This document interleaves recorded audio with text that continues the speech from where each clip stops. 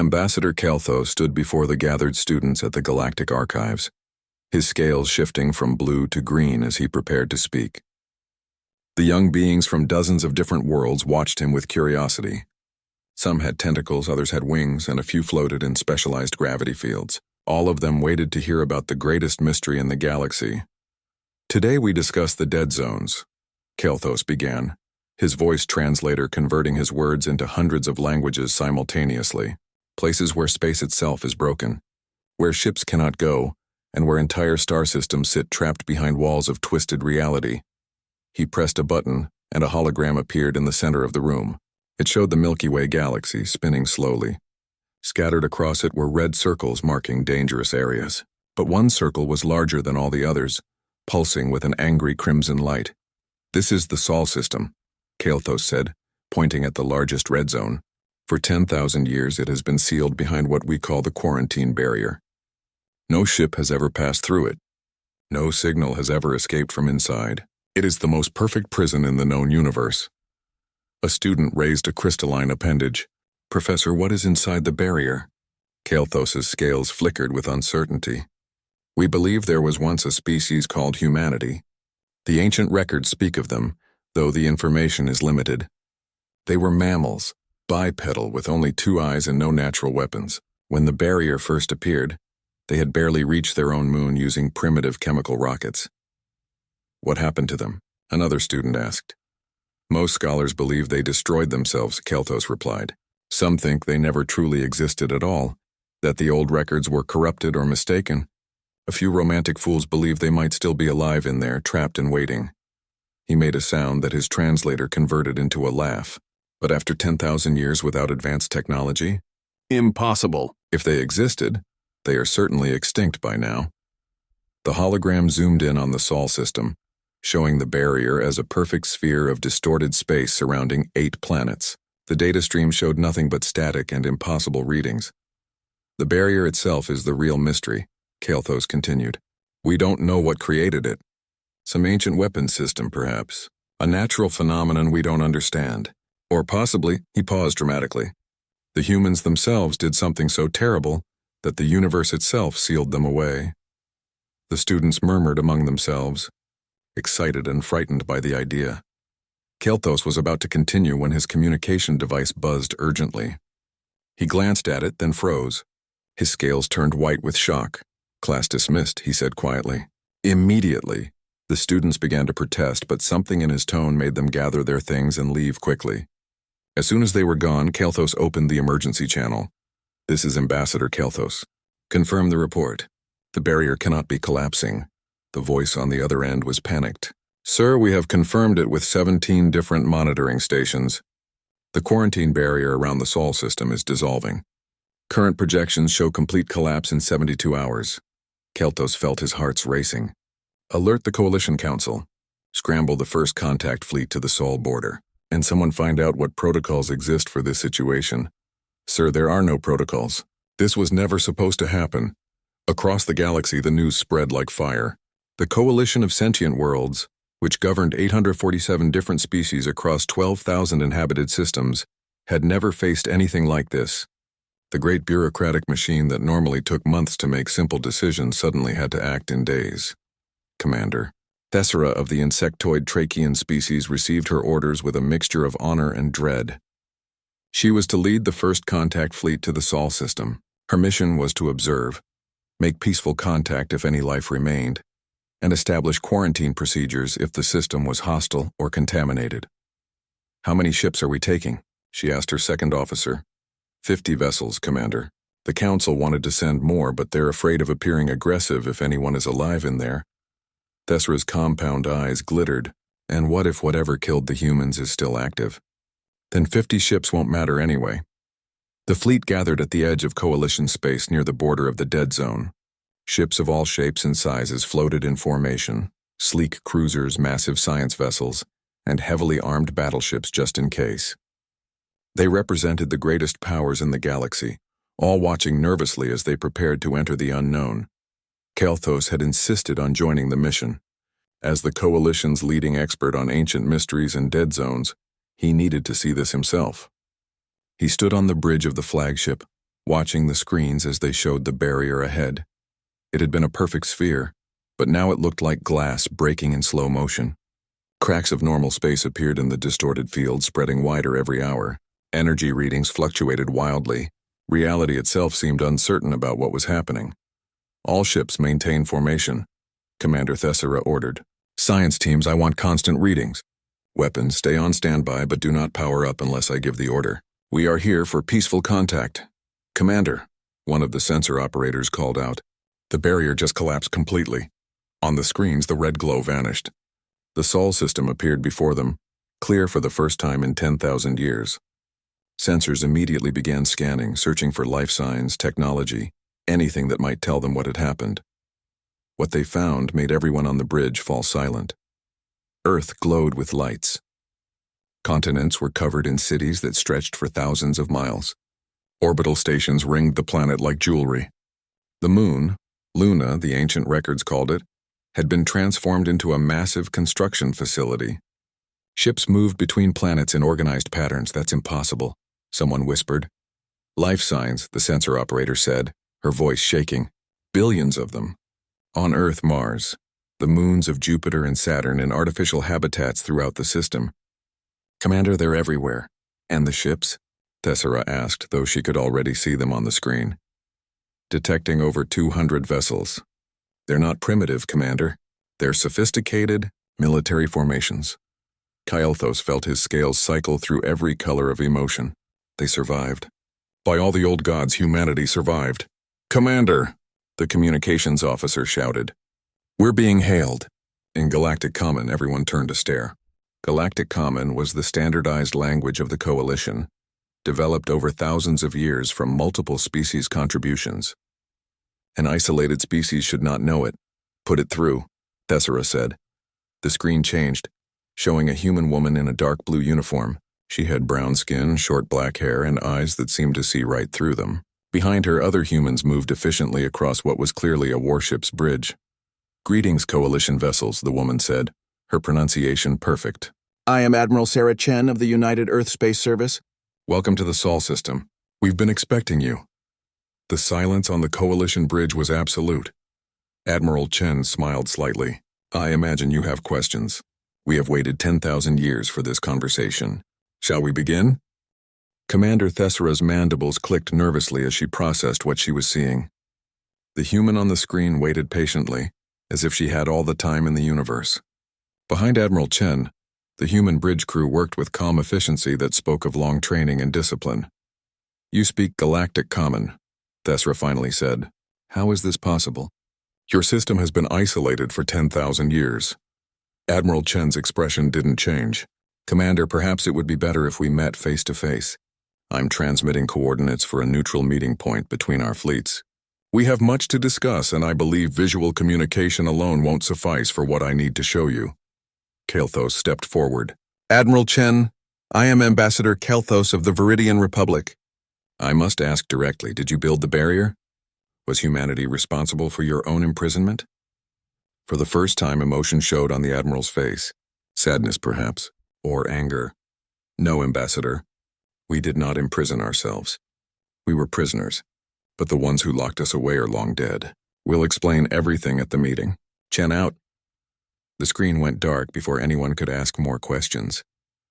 3 hours later, a small delegation from the Coalition fleet approached the meeting coordinates in a diplomatic shuttle. Commander Thessera had chosen a diverse group: Kael'thas, 2 science officers, a linguistics expert, and a military advisor. They approached what appeared to be a simple platform floating in space, large enough for both groups to meet. As their shuttle docked, they saw the human vessel approaching from the other side. It was sleek and dark, moving with precision that made the Coalition shuttle look clumsy by comparison. When it docked, the airlock opened and Admiral Chen stepped through with 4 other humans. The Coalition delegation got their first look at humans in person. They were smaller than most species, with smooth skin and hair on their heads. They wore dark blue uniforms that looked both practical and formal. What struck Thessera most were their eyes. They moved constantly, taking in everything, assessing and calculating. Welcome, Admiral Chen said, gesturing to the prepared meeting room. Please sit. We have refreshments suitable for your biology. Our medical database is quite comprehensive.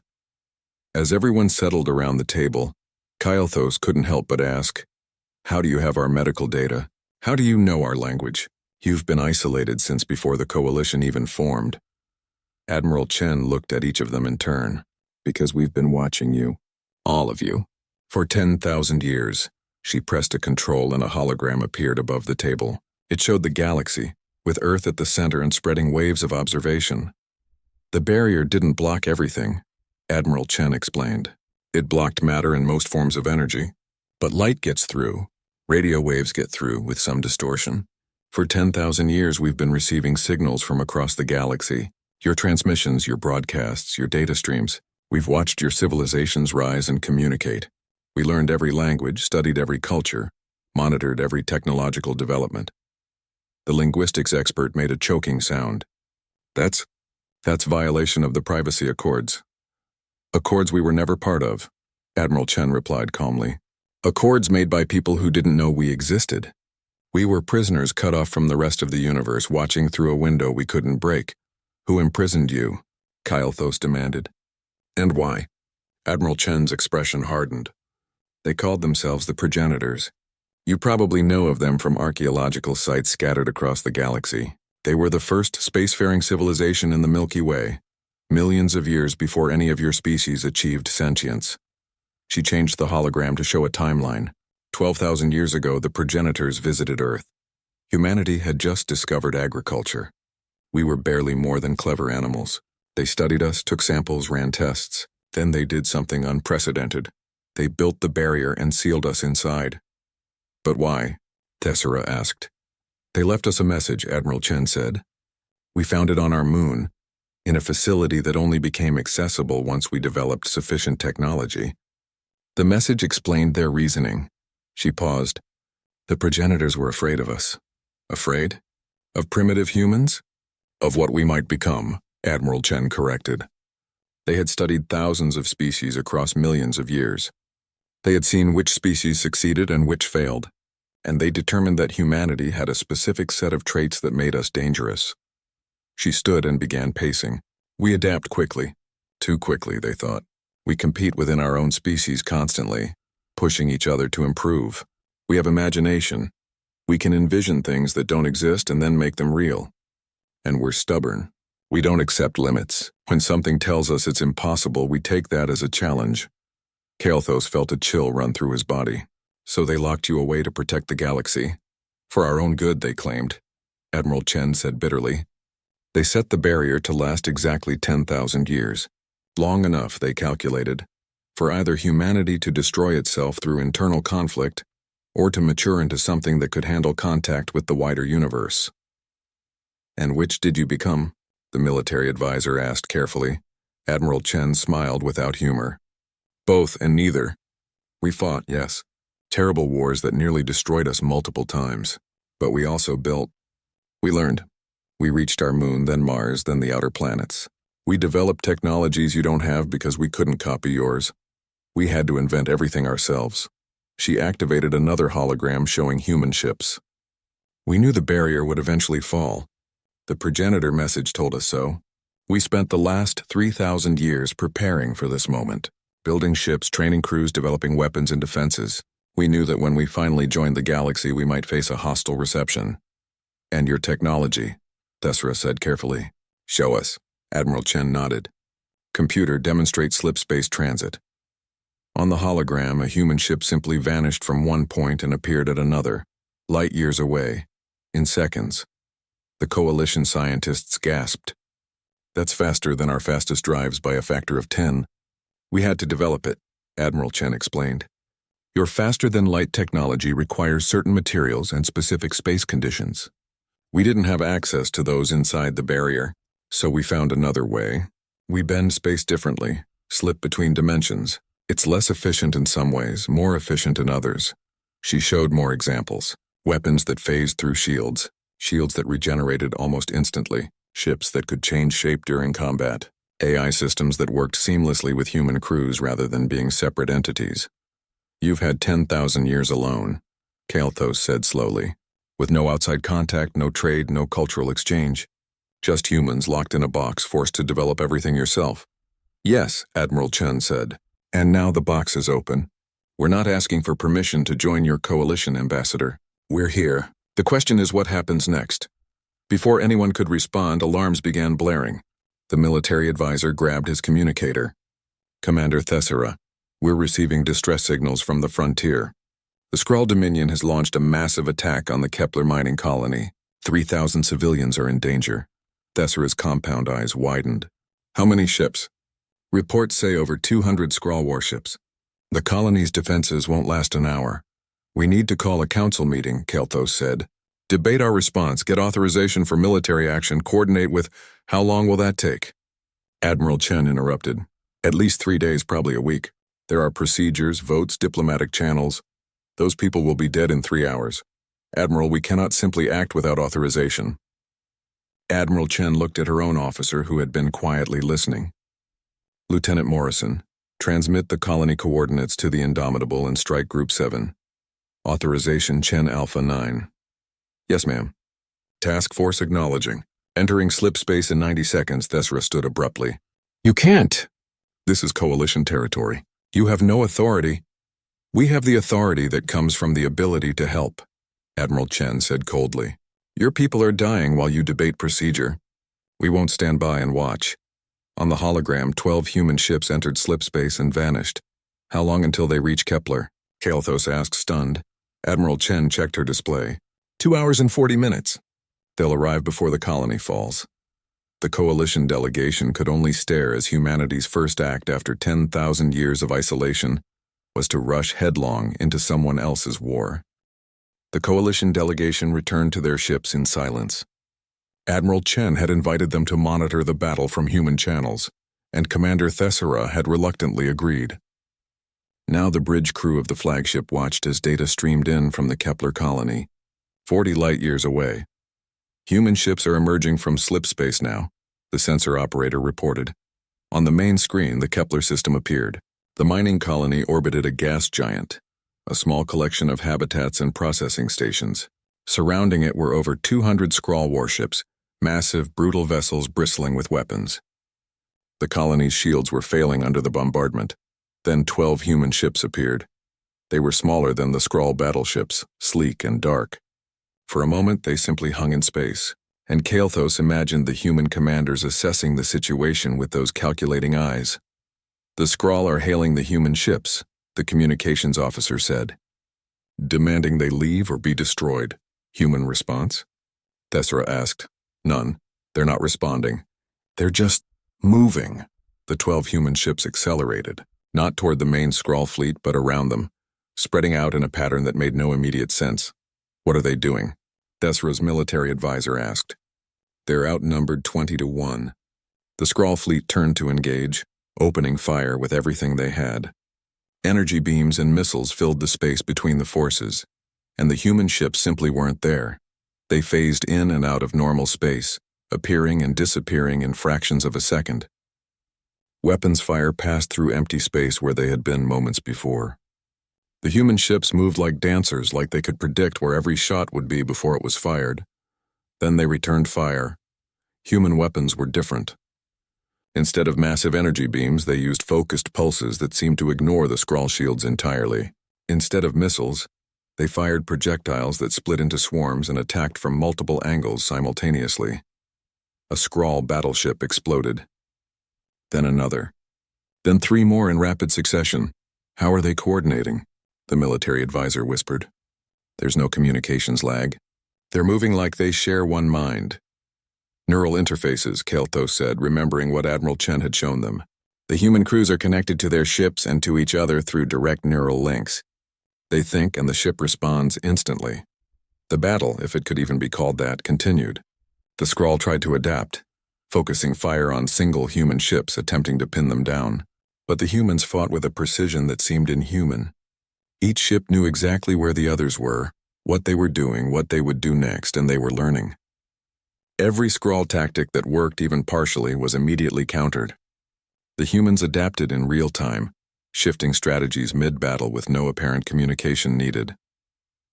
17 minutes after arriving, The last Skrull ship raised the white flag of surrender.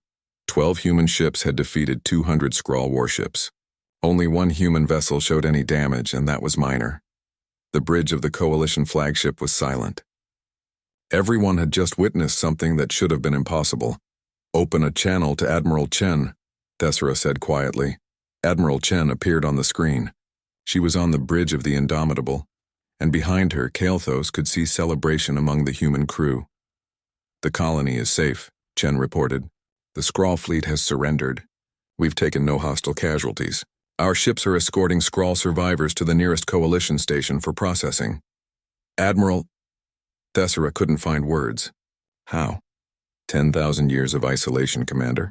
We had no one to fight but ourselves, so we got very good at it. We learned that wars aren't won by the strongest or the toughest. They're won by those who adapt fastest. Every war we fought taught us something new. Every peace gave us time to improve. By the time the barrier fell, we had refined warfare to an art form. "And this is how you announce yourselves to the galaxy?" Kael'thas asked. "With violence?" Admiral Chen's expression hardened. "We announce ourselves by protecting innocents. Your coalition was going to debate for a week while 3,000 civilians died. We couldn't let that happen. If that makes us violent in your eyes, so be it." Within hours, recordings of the battle spread across the galaxy. Every species, every government, every military force watched as 12 human ships dismantled a fleet 20 times their size. The reactions were immediate and varied. Some species saw saviors. The smaller civilizations, the border worlds that lived in constant fear of raiders and aggressors, looked at humanity with hope. Here was a power that didn't hesitate, that acted when action was needed. Others saw conquerors, the major powers of the coalition, comfortable in their bureaucracies and protocols, saw humanity as disruptive and dangerous. If humans could defeat the Skrull so easily, what else could they do? And some, like the Skrull Dominion itself, saw an insult that demanded revenge. Admiral Chen agreed to bring coalition representatives to Earth. Kael'thas, Commander Thessera, and a dozen others took human transport shuttles down to the surface. They emerged from the landing pad in what humans called Brazil. The city stretched to the horizon in all directions, a blend of green spaces and towering structures. Humans moved through the streets in millions, going about their lives. "How many humans are there?" Kael'thas asked. 22 billion on Earth, their guide, Lieutenant Morrison, replied. "Another 8 billion spread across Mars, Luna, the outer system colonies, and deep space stations. We've been managing our population growth carefully for thousands of years." They visited museums that showed human history, the wars, the near extinctions, the slow climb from scattered tribes to a unified planetary government. They saw art from every culture, music from every tradition, philosophy from every school of thought. "You're so diverse," Thessera observed. "Different colors, features, languages. How did you unite?" "We didn't for a long time," Morrison admitted. "We fought for thousands of years over those differences. Race, religion, resources, ideology, you name it, we warred over it. But being locked in the barrier changed everything. We knew there was a galaxy out there, and we knew we were alone. Slowly, over generations, we realized that our differences made us stronger, not weaker. Every culture brought unique perspectives. Every tradition offered different solutions to problems." They visited the Progenitor Museum on Luna, where the alien message was displayed. Kael'thas stood before the ancient text, now translated into hundreds of languages. "They feared your potential," he read aloud. "They believed you would either unite the galaxy or tear it apart. Which do you think we'll do?" a voice asked behind him. He turned to find an elderly human woman, her hair white with age. She introduced herself as Dr. Amara Okonkwo, humanity's lead xenoarchaeologist. "I don't know," Kael'thas admitted. "You're powerful, that's clear. But power without wisdom is dangerous." "We've had 10,000 years to develop wisdom," Dr. Okonkwo said, "though I'll admit it's a never-ending process. But there's something you should see, something we found in the Progenitor ruins." She led them to a sealed chamber deep in the museum. Inside was a larger message, one that hadn't been shared with the general public yet. "We decoded this only last week," Dr. Okonkwo explained. "Right before the barrier fell. The progenitors left humanity a warning along with their apology." She activated the display. The ancient text appeared, and the translation ran alongside it. "They speak of an enemy," Dr. Okonkwo said quietly. something that destroyed their civilization, something they fled from across intergalactic space. The progenitors weren't just the first civilization in the Milky Way. They were refugees. Kalthos felt his scales turn pale. Refugees from what? They call them the outriders. A force that consumes entire galaxies, harvesting every world for resources before moving on. The progenitors calculated that the outriders would reach the Milky Way in approximately, she checked her notes, 10,000 years. The chamber fell silent. They locked you away hoping you would be ready, Thessera said slowly.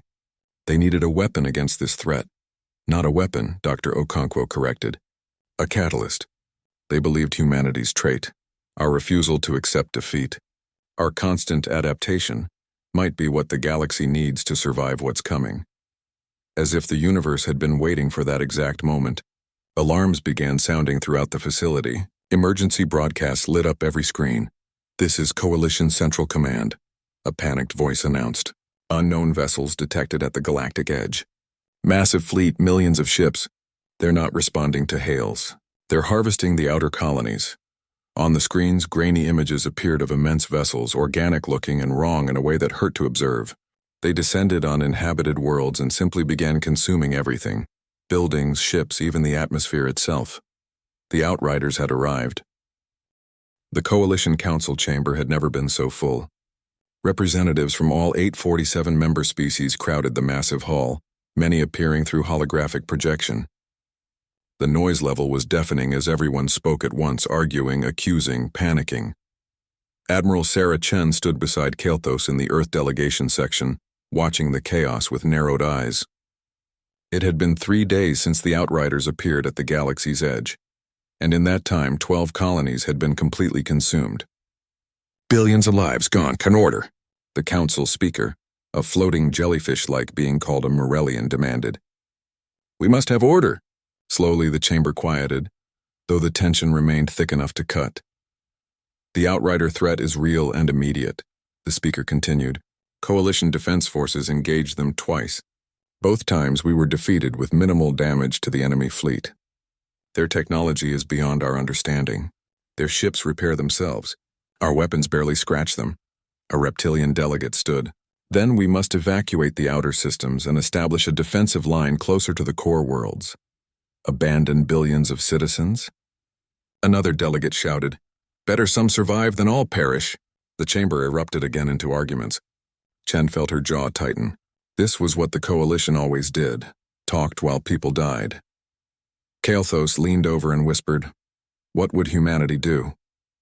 We'd already be fighting, Chen replied. Then why aren't you? Because you asked us to wait, to let the Coalition handle it first. We're trying to respect your process. She paused, but my patience is running out. On the other side of the chamber, a faction of species led by the militaristic Kral were making their own demands. The humans caused this. The Kral representative roared. The progenitors locked them away for a reason. Now they're free and this disaster follows. I propose we force humanity back into their system and seal them there again. Several species murmured agreement. Others shouted protests. Admiral Chen stood, and something in her posture made the entire chamber fall silent. She walked to the center floor, where delegates could address the full council. You want to imprison us again? She asked quietly, her voice carrying through the chamber's acoustics. Lock us away while the galaxy burns? Tell me, Kral delegate, how will that save you from the outriders? At least it would be one less threat to manage. We're not your threat, Chen said, her voice hardening. We've offered to share our technology freely with any who want it. We've offered to train your forces in our combat doctrines. We've offered to stand beside you and fight. And what have you done? Debated for 3 days while 12 worlds died. We have procedures, the speaker protested. We cannot simply rush into war. The war has already started, Chen replied. The outriders didn't ask for your permission to attack. They don't care about your procedures. Every hour you debate is another hour they spread deeper into the galaxy. A delegate from one of the outer colonies stood, her voice breaking. My homeworld was consumed yesterday. 3 billion of my people gone. The Coalition fleet arrived 6 hours too late. They died waiting for you to authorize a rescue. She turned to Chen. Admiral, if humans are willing to fight, I beg you, please help us. Before Chen could respond, dozens of other delegates stood, mostly from border worlds, smaller civilizations, species that had suffered under coalition bureaucracy for centuries. We request human assistance. Our military will fight alongside humans.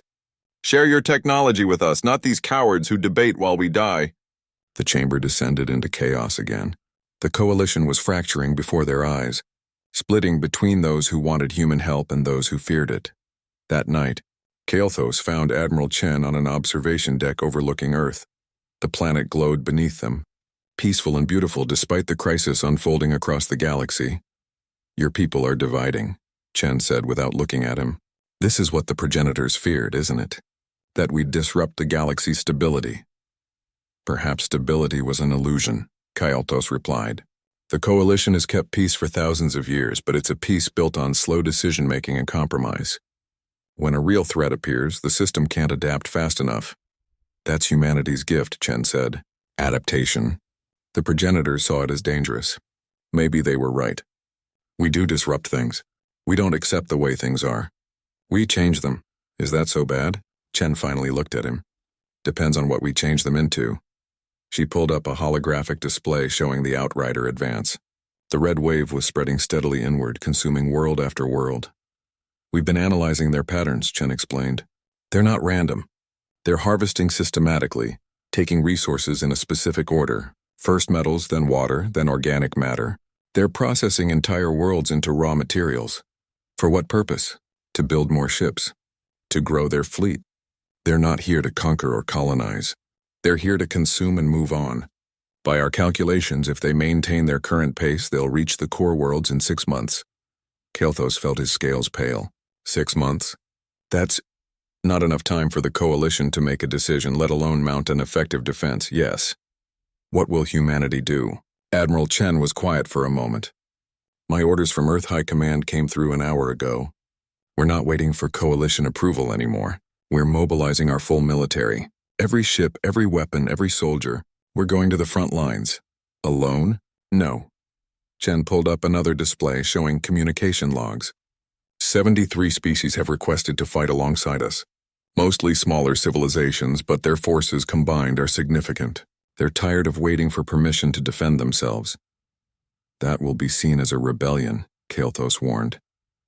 I know, but the alternative is watching the galaxy die while a committee debates whether to fight back.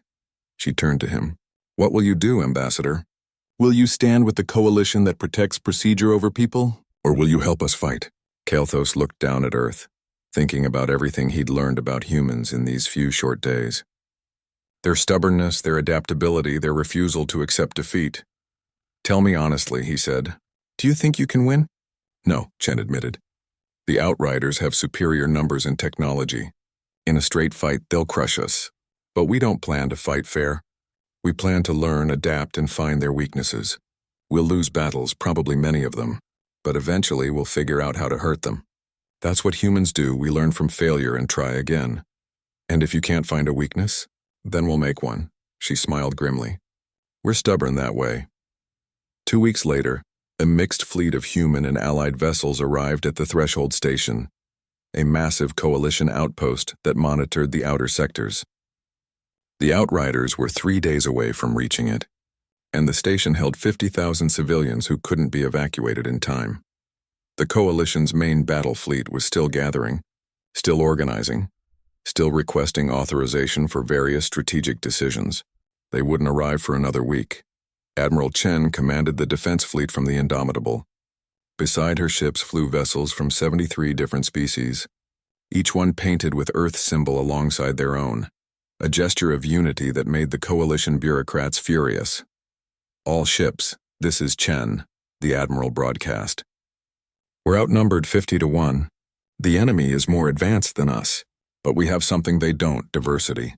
Every species here brings unique strengths, unique perspectives, unique abilities. The outriders are a swarm with one mind. We are many minds working as one. That's our advantage. Remember your training. Trust your human tactical advisors. Trust each other. And remember, we're not here to win gloriously. We're here to buy time for those civilians to escape and to learn how these bastards work. Let's teach the outriders that this galaxy doesn't die quietly. Across the fleet, crews from dozens of species responded with determination. Over the past 2 weeks, human officers had trained them in new tactics, new coordination methods, new ways of thinking about combat.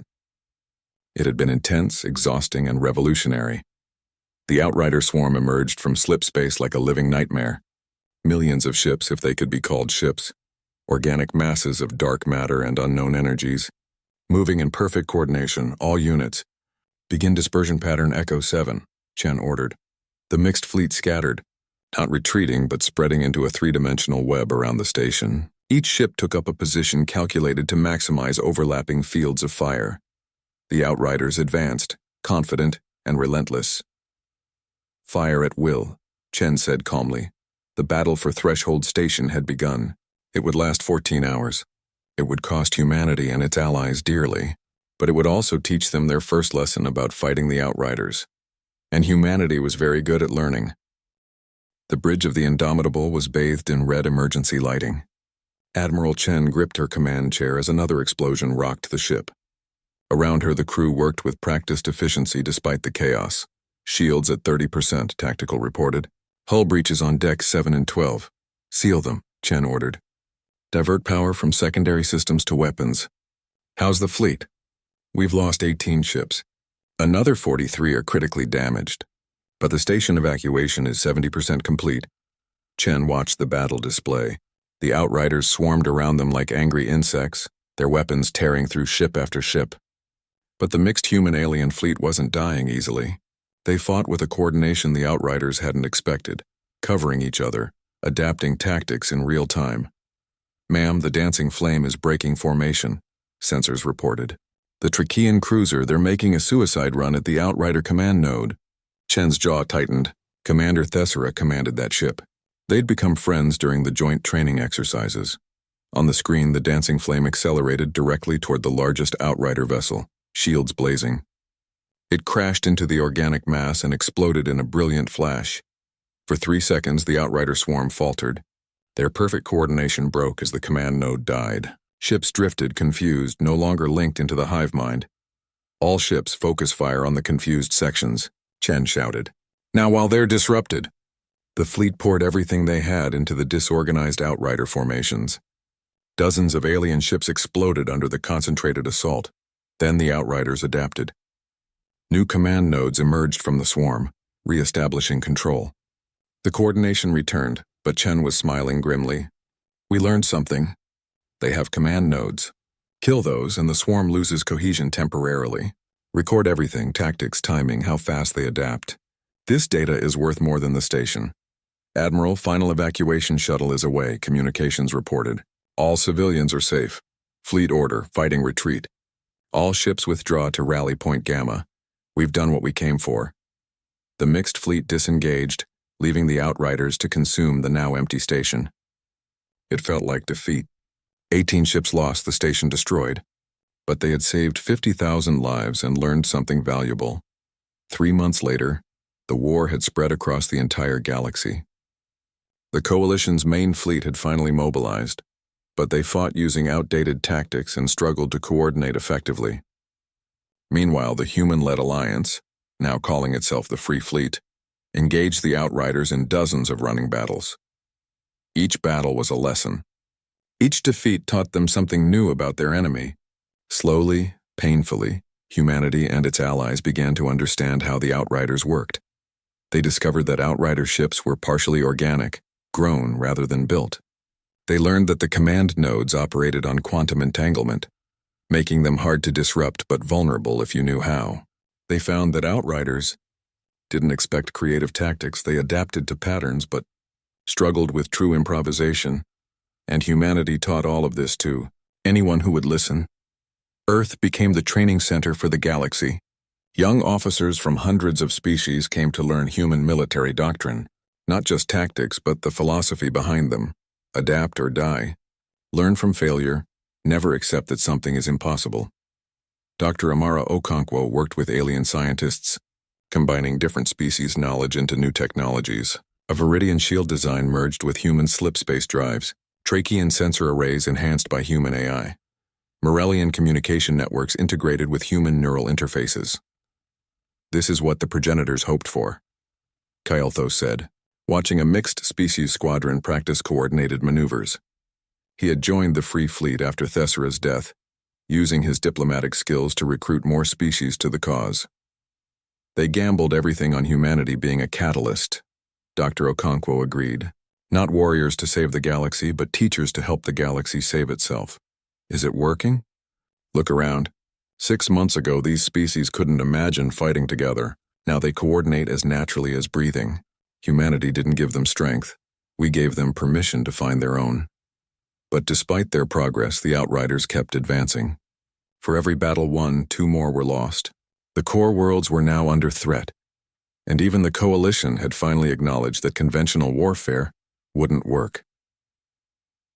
Admiral Chen stood in the coalition's war room, surrounded by holograms showing the entire galactic conflict. Red marked outrider-controlled space, which now covered 1/3 of the Milky Way. Blue marked the shrinking defended territory. We need a decisive victory, the coalition military commander, a 4-armed Kessian named General Vorash, stated bluntly. Something to break their momentum and give us time to build up forces. The threshold, Chen said, pointing to a massive space station at the galaxy's center. It was the hub through which all major trade and communication passed.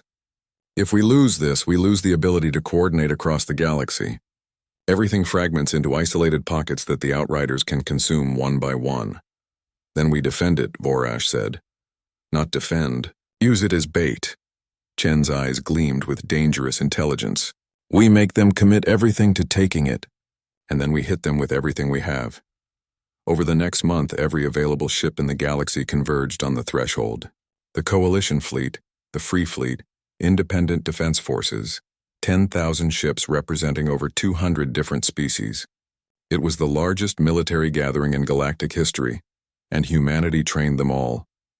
Not in grand strategies or complex tactics, but in something simpler and more profound: trust. Trust in the ship beside you, even if its crew looked nothing like you. Trust in the command structure, even if it seemed chaotic compared to rigid hierarchies. Trust that diversity was strength, not weakness. The outriders came. They emerged from slip space in a wave that darkened space itself. Millions of ships, maybe tens of millions. The exact count didn't matter. They outnumbered the defenders hundreds to 1. All ships, Admiral Chen broadcast to the entire fleet. This is it. This is where we prove that the outriders made a mistake coming to our galaxy. Not because we're stronger or tougher, but because we refuse to give up. Because every species here brings something unique to this fight. Because we've learned to turn our differences into weapons. She paused, thinking about Earth locked in its barrier for 10,000 years. About humanity watching the galaxy through a window they couldn't break. About the progenitors who had gambled that humanity would be ready for this moment. The outriders are many minds with one purpose: consume and move on. We are many minds with one purpose: survive and protect what we love. Let's show them which philosophy is stronger. All ships engage! The battle for the threshold was unlike anything the galaxy had witnessed. Where the outriders expected chaos and fear, they found coordination and determination. Where they expected each species to fight alone, they found perfect integration. Viridian ships with their impenetrable shields held the line while Trachean cruisers provided sensor coverage that tracked every outrider movement. Human vessels phased in and out of normal space, striking command nodes with surgical precision. Morellian communication networks allowed instant coordination across light years. Crawl warriors boarded damaged outrider ships and turned them against their own fleet using captured control systems. Every species did what they did best, and humanity's gift was showing them how to do it together. The battle raged for 2 days. The defenders lost 3,000 ships, but when it ended, the outrider advance had been broken. Millions of their vessels lay destroyed, and the remainder retreated into dark space. In the aftermath, Admiral Chen stood in the threshold's observation deck, looking out at the debris field that stretched as far as sensors could detect. Beside her, Kelthos, Dr. Okonkwo, and General Vorash watched the cleanup operations begin. We won, Vorash said, his voice carrying disbelief. We actually won. We survived, Chen corrected. The outriders will be back. But now we know we can hurt them. And more importantly, we know how to fight together. The coalition will want to reform, Kelthos said. Create new structures, new hierarchies. They'll argue for months about who leads, who decides, who gets credit. Let them, Chen replied. The Free Fleet will keep operating. Anyone who wants to fight with us is welcome. Anyone who wants to debate can do so safely behind the lines we hold. That's rebellion, Vorash pointed out, though he didn't sound opposed to the idea. That's adaptation, Dr. Okonkwo said, which is what the progenitors hoped humanity would teach the galaxy. Over the following year, a new structure emerged. Not the old coalition with its endless bureaucracy, but something leaner and faster. The New Concordance, they called it. A meritocratic alliance where species contributed according to their strengths and decision-making happened in days, not months.